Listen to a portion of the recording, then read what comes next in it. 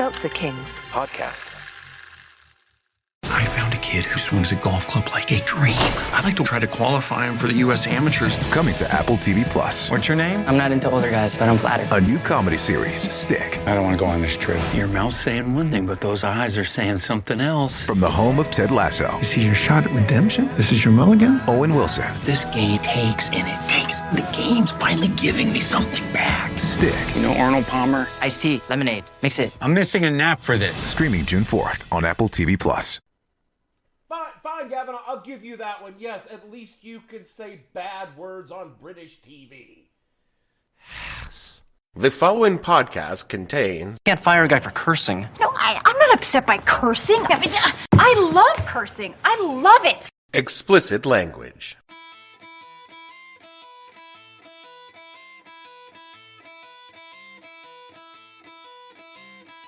Hello and welcome to the podcast that asks a simple question. When you used a bleep sound to cover my goddamn motherfucking shit language, what the hell were you thinking? I'm your host, Dave Bledsoe, and this is episode number 419, Find a Stranger in the Alps, where we take a look at the amusing censoring of bad words on television. Stay tuned.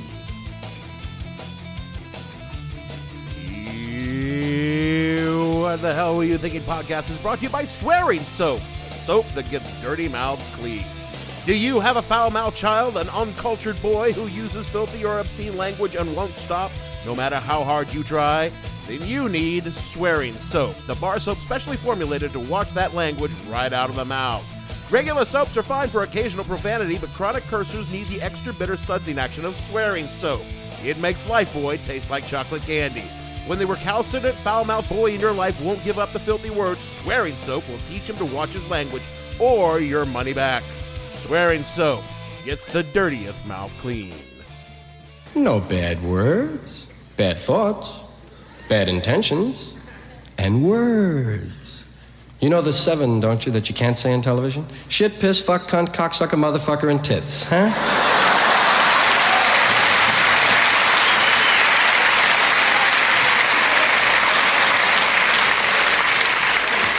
Those are the heavy 7. Those are the ones that'll infect your soul, curve your spine, and keep the country from winning the war. Shit, piss, fuck, cunt, cocksucker, motherfucker, and tits. Wow. And tits doesn't even belong on the list, you know? Yeah. It's such a friendly sounding word. Sounds like a nickname, right? Hey, Tits, come here, man. Hey, Tits. Hey, Tits, meet Toots. Toots, Tits, Tits, Toots, man. Now, I don't want to paint my parents as authoritarians. Oh, here we go. They weren't. They just had a set of rules they laid down that we children were expected to obey. Most of them, pretty common sense. Don't play with matches. Good rule. They didn't want the house burned down. Stay out of the street. Great rule if you want live kids, which they did. Then there were other rules that were more about enforcing order in the home, like bedtimes. When I was a kid, I couldn't understand fucking bedtimes, but as an adult, oh, I get it. My parents just wanted a couple of hours of peace and quiet with all that, Making all that goddamn noise. I don't have kids, but I do live in an apartment building, and those bedtimes are a blessing for everyone in the surrounding fucking apartments. And then finally, there were those rules about conduct. The things we could never do. Drinking, good example, utterly verboten. Clearly that didn't work. Yeah, well, they can't all be winners. Also, swearing. There was absolutely no profanity in my parents' home. They didn't use it, and by God, their children were not going to use it either. In my 54 years, I can count on one hand the times I've heard my mother use profanity. Now, my dad will occasionally drop a very mild shit into a conversation with his adult children, but it's always in a very hushed tone of voice like he's embarrassed by it, and usually in a mildly conspiratorial manner. And you know what? That particular rule, that shit worked. You just said it. Oh, I mean, I swear all the time, but never in front of my parents. I mean, I could spew profanity for 10 minutes straight without repeating myself, but I'm incapable of cursing in front of my parents. I could drive a nail into my hand in front of my mother, and the worst words that would escape my lips might be, Oh, shoot. and even then, that's going to get a raised eyebrow because she would know that I really wanted to scream, oh, shit. Because even euphemisms or cussing were forbidden in our house. If you stubbed your toe and hopped around shouting, gosh dang it, you stood a good chance of getting your mouth with soap in the mouth because she knew that you meant to blasphemy. And oh yeah, we definitely got the soap. Over the years, I got to be quite a connoisseur of soap. My personal preference is for Lux, but I found Palmolive had a nice, piquant after-dinner flavor, heady, but with just a touch of mellow smoothness. I mean, it didn't happen a lot, but really, when you've had your mouth washed out with soap a few times, you'll find that you'll go out of your way to avoid repeating the experience. As I got older, I began to experiment in the high art of swear words. By the time I was in high school, I was a competent, if not terribly creative user of profanity. It would be the military that gave me the broad and deep education in the application of foul language that I pride myself on today. You know, the recruiter told me when I enlisted that this would be giving me skills that I would use later in life, but he could never imagine that spitting fuck into a microphone would be the one that I use the most.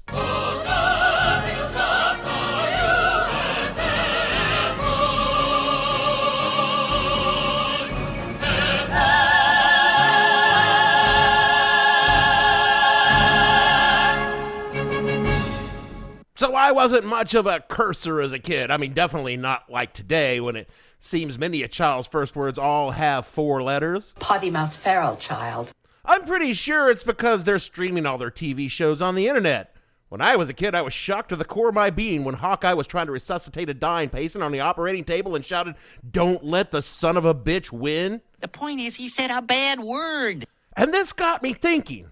Why not make a show about the golden days of television where you couldn't say any of the cool words or they would bleep it out or dub it over with some truly outlandish shit? And that's this week's topic. Took you long enough. Americans have always been a cussin' society. When the first colonists arrived at Jamestown to steal the land from the Native Americans, many of them were sailors, and sailors were not known even then as being overly polite in their choice of language. Indeed, in the 17th century, there was little problem with a good bit of profanity. Quoting from a University of Glasgow website, quote, "Licorice glutton, freckled bitter, jobbernaw goosecap, ninny lobcock. Believe it or not, these bizarre terms of abuse are all common swear words in the 17th century. In fact, swearing and cursing in Elizabethan and Stuart England seem to have been widespread and relatively free from opprobrium, both in print and in public. Yet curiously, 100 years later, use of obscene and profane language in print and polite conversation was not only frowned upon, but as this recently cataloged 18th century testified, illegal," unquote. So, it's safe to say that they were fucking swearing in the earliest days of America, but that all changed when the Puritans showed up at Plymouth. Now, if you know anything about Puritans, you'll know that they are the, You are the fucking fun police. They hated everything fun. They hated Christmas. I mean, I hate Christmas, but they hated it for very different reasons because people were literally having too much fun during Christmas, and that wasn't, to their way of thinking, godly.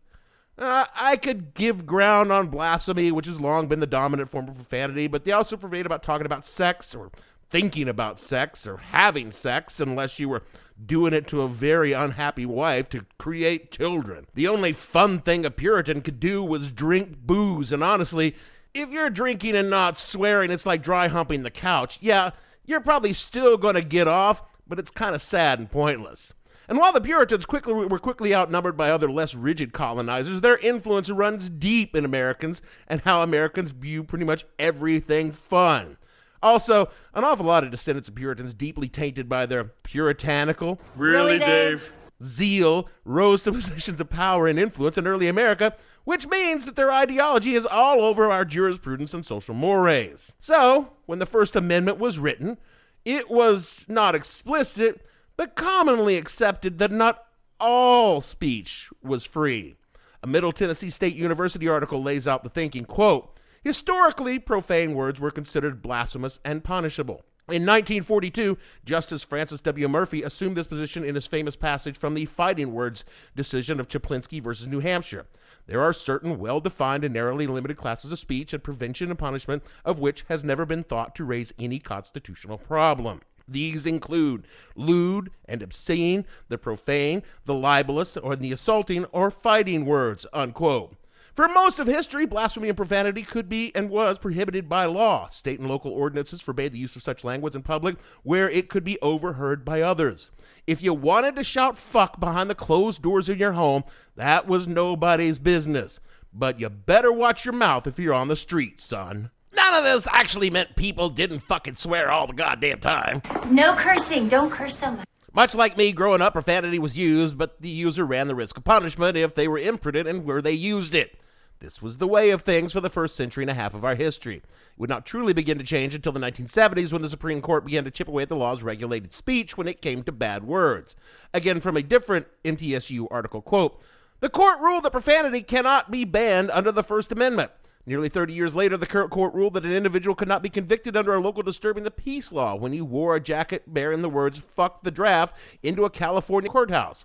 In Cohen v. California in 1971, Justice John Marshall Harlan II reasoned that, while the particular four-letter word being litigated here is perhaps more distasteful than most others of his genre, it is nevertheless often true that one man's vulgarity is another's lyric. Harlan warned that the government might soon seize upon the censorship of particular words as a convenient guise for banning the expression of unpopular view. Cohen stands for the principle that profane words in themselves cannot be banned under the First Amendment," unquote. There was, indeed is, one place where speech like profanity is closely guarded against, and that is over the public airwaves. The Radio Act of 1927 is the first law to regulate what can and cannot be broadcast over any public air. Stating, quote, "Section 29 of the Act, while prohibiting obscene, indecent, or profane language, provided that the Commission would not otherwise have the power to censor the content of programs," the Federal Communications Commission. The concept that broadcasting was a privilege was not considered a violation of the broadcaster's First Amendment rights. The radio industry generally accepted the premise that free speech did not mean the right for anyone to say anything on the air. Free speech issues in 1927 were secondary to ending the airwaves chaos, unquote. Meaning, simply, don't you cuss on this here radio. The logic behind the laws of the public is that the airwaves, the public airwaves, and eventually television, were publicly owned, and the government was their steward. Therefore, the government could regulate what was spoken over those airwaves for the, quote, public good, unquote. From an article on theconversation.com, quote, "Yet using sounds to mask offensive language predates the FCC and dates back to a 1921 radio speech on Newark, New Jersey's WJZ by vaudeville actress Olga Petrova. Petrova was famous for her outspoken advocacy of feminism and birth control, and station managers were worried that she might violate the 1873 Comstock Act, which prohibited the distribution of obscene materials, including information about contraception. So the radio engineers created a mechanism for masking her words with music from a phonograph when she dared speak her mind, and they ended up needing to use it several times," unquote. This would lead to some issues in later years, as some of the government felt that certain music was against the public good, leading to lawsuits against this famous 77 Dirty Words trial from which our Carlin intro tape was taken. And all of this is a show topic in and of its own, but we're here to talk about television. Television in the early days was all live, so sometimes accidents happen, like when Jefferson Airplane accidentally dropped a motherfucker live on the Dick Cavett Show. This posed a real problem because broadcast television faced fines and the loss of advertisers if they didn't come up with a way to keep the offending words off the air. Fortunately for the delicate ears of Americans, technology came to the rescue. Tape delays, which sets the live stream of the broadcast to a tape for a few seconds before it went live, allowing quick-fingered engineers to block out unwanted words with a simple and now iconic sound, the censor bleep. More from the conversation, quote, "Just exactly who deployed the bleep tone first is unclear, but engineers had long used the 1,000 hertz sine wave tone to test equipment connection, so it was at their fingertips. By the mid-1960s, the bleep tone was heard everywhere, so much so that bleeping was used in FCC deliberations as a verb to define the practice of masking profanity," unquote. On every live production, there was a person whose entire job was to hover over the bleep button in the 3 to 7 seconds between the tape and the broadcast, and they called him the fuckboy. And a fuckboy? Okay, maybe I made that part up, but that really should be the name. By the 1970s, bleeping was common practice on radio and television for unscripted broadcasts, be they talk shows or news reports. It worked because the bleep covered up the specific word, but left the context around it so the viewer could understand what the word was without actually needing to hear said word. That's fucking stupid. Agreed, but so is this country. So, for instance, a man on the street interviewed about a crime might have the interview saying something along the lines of, when the shooting started, I pissed my pants. That would be covered up by the bleep. Now, the problem was, if you bleeped the entire word piss, the viewer might think the dude said shit his pants. And in the bizarre math of bad words, shit is worse than piss, so the fuckboy had to leave just another P in the piss before the bleep, so the actual word was recognizable, but not so recognizable that the station would be fined. Boss, it's just idiocy. And yet, that's exactly how it worked. What's worse, at least from the perspective of those who didn't want profanity on television, is the bleeping had kind of the opposite effect that they intended. Instead of making people swear less, it actually led to more cursing on television, just bleeped cursing. It became avant-garde to cross the verbal Rubicon on broadcast television. From a Verge.com article, quote, luckier performers have made a success out of flouting conventional morality. In a notorious appearance on Late Night with David Letterman in 1994, Madonna, whom Letterman introduced by dryly observing that she had slept with some of the biggest names in the entertainment industry. Yeah, that's Dave. Not great, man, but again, it's 1994. Madonna smoked a cigar and said, fuck 13 times. Letterman faux innocently asked, you realize this is being broadcast, don't you? Unquote. Wait a minute. People don't want to hear the word. Oh, stop it! Will you stop? Ladies and gentlemen, turn down your volume. Turn the volume down immediately. She can't be stopped. Now, that was a dump button, not a bleep, which the dump button just kills the audio, but the effect is the same. Going back to the Verge quote, shortly after it became a familiar convention, the bleep became a subject of comedy in its own right. This is the kind of humor that has a long pedigree. There's an Elderly Man River song, a lovely bit from Stan Freberg's 1957 radio show, in which a persnickety censor, Mr. Tweedley of the Citizens Radio Committee, noisily and self-righteously bowdlerizes a performance of the song Old Man River. The writers of Arrested Development are masters of this comic technique, repeatedly pushing the envelope. They snuck the word fucking past primetime radio television censors by putting half the word at the beginning of the show and half at the end, unquote. Some shows made the bleep their brand. Going back to the conversation now, quote, by the time Springer's show began in 1991, a paradoxical mix of deregulation and self-censoring had settled over the industry, producing edgy shows with lots of beeps. Audiences experienced bleep performances as more authentic. Provocateurs like Madonna knew that cursing drew attention, and she has repeatedly reused a self-promotional technique ever since in her infamous spot on the Arsenio Hall show in 1990. Oh yeah, she had a rep when she talked about giving good bleep. It was the highest-rated Arsenio show ever. Springer quickly learned that booking guests who required bleeps boosted ratings, unquote. And by the early 2000s, there seemed to be an arms race amongst TV shows to see who could include the most bleeps in any given episode. Quoting now from an academic paper entitled, entertainingly enough, Go Bleep Yourself, quote, what might be the most interesting data point in this study, however, is the increased use of bleeped expletives, where the expletive is covered by an audio high-pitched tone intended to obscure the offensive word. Across all networks and all primetime hours, use of the bleep or muted F word increased from 11 instances total in 2005 to 276 instances in 2010, an increase of 2,409%. The beeped shit increased 281% at 8 o'clock, and the bleeped fuck increased 1,010% at 8 and 15,000 at 9, unquote. Starting in the late 70s and into the 80s, broadcast TV had a different but related problem. And cable TV. The rule for swearing on cable is different from broadcast because cable doesn't use public airwaves. It uses privately owned, cables. Legally, cable television can play any fucking word or sex scene they want.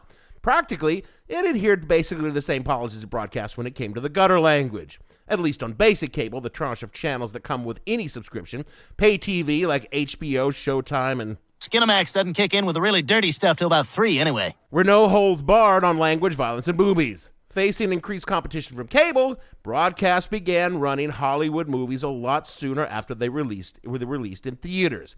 I mean, they'd always run Hollywood movies, but usually they were older movies before all the cussing and swearing had become so prevalent. And beeping was considered too intrusive for movies in the most part, so TV began another method of cleaning up potty language dialogue. They called it dialogue replacement. Instead of all the bad words used on big screen, alternate words were dubbed in over the original filth. In the early days, it was done in a whole separate editing process by the TV industry, which resulted in some pretty bad dubbing and recognizably different voices from the actors that would swap shit for shucks, and much amusement could be had. But Hollywood eventually agreed to make the second clean track for television at the time of filming by the actors for an additional price. This made watching the TV edit of a movie highly entertaining, just not for the reasons the people who made the film imagine. Perhaps the most famous alternate dialogue came from the Coen brothers' Big Lebowski, a film famous at the time for the most amount of fucks in any movie to date, though it has long since been trumped many times over. The scene where Walter Sobchak destroys a car with a tire iron played on television rather differently and far more humorously than in the film. The original. You see what happens, Larry? You see what happens? This is what happens when you fuck a stranger in the ass, Larry. Was rendered far more amusingly than even the Coen brothers could have imagined. Or maybe they did, and that was the whole point. You see what happens, Larry? You see what happens? This is what happens, Larry. You see what happens, Larry? You see what happens when you find a stranger in the Alps? This is what happens. I really want an oral history of the ADR on the Big Lebowski. I want to know whether a scriptwriter actually wrote the TV version of the lines, or whether fucking John Goodman and everyone just got a little high and went for it. Now, we don't have the one for Lebowski, but we do have something for the movie Scarface, which did not have Al Pacino do an ADR, but a bad Al Pacino imitator. It's not the full story, but it gives you a little bit of the thinking that went behind TV edits for movies. When Harry Tattleman, the gentleman that converted or converts Universal's film into television fare, taking out the language and some of the violence and some of the nudity, came to me and told me that they had plans to release this on network. I told him, I said, Harry, you're crazy. What the fuck's the matter with you? You just fucked yourself. What do you think you're fucking with, man? Fuck. How are you going to get around the 160 F words? How are you going to get around all of the other profanity? He says, I will be able to do it. Where'd you get the beauty scar, tough guy? Eating pussy? Where'd you get that beauty scar, tough guy? Eating pineapple? Why don't you try sticking your head up your ass? Sticking your head up your toilet. Over the years, through so many movies, the TV edits became more and more laughable. The Breakfast Club's hot beef injection became sweet wild affection. Ferris Bueller's Pardon My French, but you're an asshole became Pardon My French, but you're an aardvark. Die Hard's Yippee-ki-yay, motherfucker became Yippee-ki-yay, Mr. Falcon, and even the Exorcist's iconic line about mothers sucking cocks in hell became mothers sewing socks that smell. Even in the 2000s, when TV edits for movies were rapidly becoming things of the past, the first movie made by the internet had its famous Sam Jackson line diluted into absolute gibberish. Enough is enough! I have had it with these monkey-fighting snakes on this Monday to Friday plane! Again, I need to know about that ADR session with Samuel L. Jackson. Was he sober for that? Or he had to have had a flat spliff and just said whatever the fuck came into his mind. That is a podcast series I would do if I were the deposed Prince of England and his Hollywood wife. Just have the stars come on and talk about the ADR sessions for their TV edits. I mean, at least they would have gotten one fucking podcast delivered. By the late 1990s, broadcast TV was getting their lunch eaten by cable. So they began to lighten up on the bleeps and the TV edits. And the way they decided to do this was to ease up on censorship, but only after 9 p.m. when perhaps the youngest of the impressionable kiddies had gone to bed, and only then in the most serious, dramatic circumstances.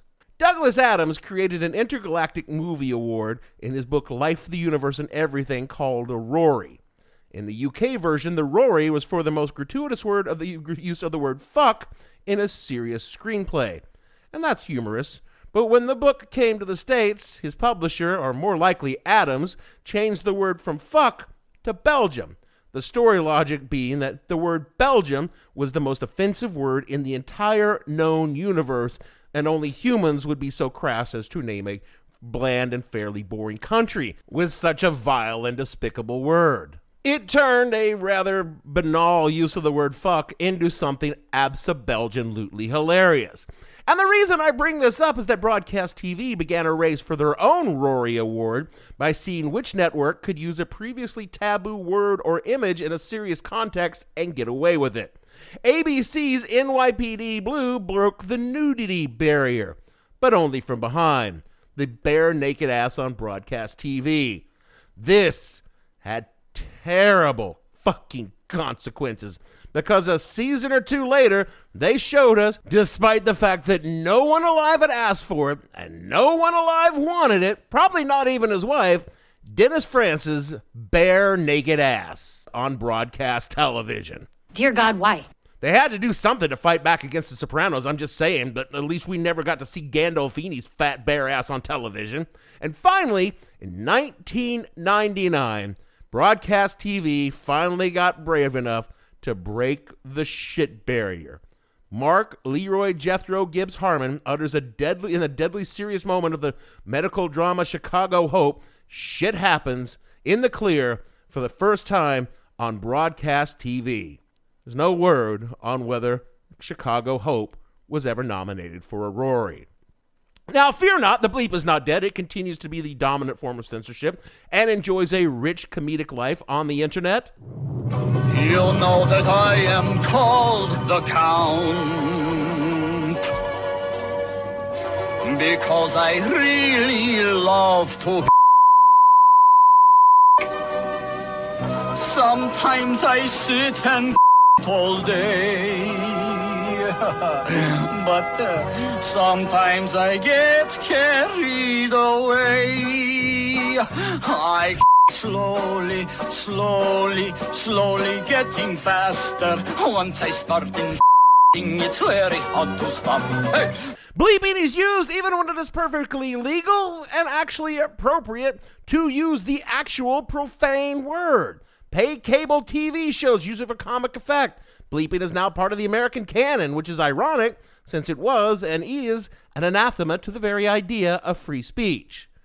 I understand that some people don't like certain kinds of language, and out of respect for them, that language shouldn't be used in their presence. Despite the fact that I swear all the fucking time, even when I don't need to, I don't swear in front of my parents because I respect their wish not to hear me do it. It's not like I'm afraid my mom will wash my mouth out with soap when I'm 54 years old if I slip a fuck when I stub my toe in the dark. You sure about that?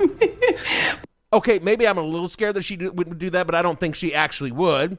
It's because it's their home and their rules. It's the same reason I don't get drunk there. That and the weed vape is easier to hide because you can't smell it on my breath.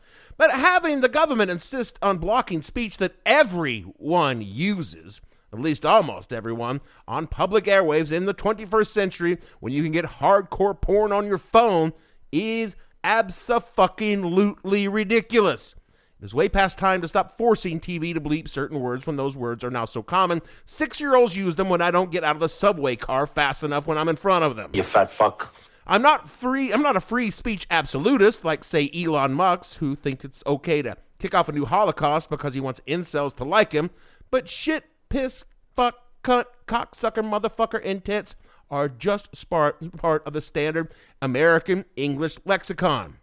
Yes, even cunt. Cunt should be opened up for general use like the Aussies do. I don't think it should be used to demean women, because fuck people who do things like that, but sometimes People are just being a fucking cunt. Like Ted Cruz. Ted Cruz is a guy, but he's a fucking cunt. And sometimes, just sometimes, that person being a fucking cunt is a woman, and they want to hide from the fact of being called a cunt. Like, say, Marjorie Taylor Greene. Marjorie Taylor Greene is a cunt. The fact that she is also a woman has nothing to do with calling her the cunt that she is. If we heard something like, today on NPR's Morning Edition, Georgia Congressional Representative Marjorie Taylor Greene was being really cunty on the floor of Congress today when she called for trans children to be shipped off for Jesus camps, that would be an accurate representation of the kind of person and the kind of behavior that she is, and I think it just might help. This episode is brought to you by PetSmart. Stop by for Yappy Hour with your pet at PetSmart. Save $5 on walk-in grooming services like nail trims, ear cleaning, brushing, and more. No appointment needed every weekday from 2 to 6 p.m. And while you're there, Yappy Hour includes exclusive in-store deals, like 25% off pet toys. Visit services.petsmart.com/grooming to learn more. Switch to Verizon Business and get more from your internet without paying more for your internet. Get LTE Business Internet starting at $39 a month when paired with select business mobile plans. That's unlimited data, and with it, unlimited possibilities. Start saving today with Verizon Business, ranked #1 in small business internet customer satisfaction by J.D. Power. Starting price for 25 megabits per second LTE internet plan with smartphone plan savings, plus taxes, fees, and economic adjustment charge. Terms apply. For J.D. Power 2024 award information, visit jdpower.com/awards. That is it for the show this week. Yeah, okay, that's the show. It's fine, I guess. I'm not super happy with it, but when you're 419 shows in, sometimes you just have to go with what you got. Good news is, it's September, which means October is right around the corner, and October means Spooktacular. We're already in pre-production for Spooktacular 2023. I don't want to give away our topic, but I'll just drop you a little hint. I'm a blood-sucking fiend. Do with that what you will. Speaking of doing what you will, rate and review us so other people can find us, take a listen to decide whatever it is you and I are doing, they wish we weren't. So support us by dropping $1 in our swear jar over patreon.com/whatthehellpodcast. Do all the things Jeremy tells you to do in the closing credits, otherwise he will be forced to show up and use some very harsh language with me during my annual performance review. And so for me, Dave, would you look at this mother... Let's producer. I want everyone to know that I am and I don't believe that anyone should be using such words on any broadcast, public, private, or otherwise. I think that it makes you sound like a complete... Why did you beep? I didn't say any bad word. Why? No, I didn't say... I don't use that kind of language. Gavin! And all the fictional bleepers on this show, we want to say... Enough is enough! I have had it with these monkey-fighting snakes on this Monday to Friday plane! And we'll see you all next week.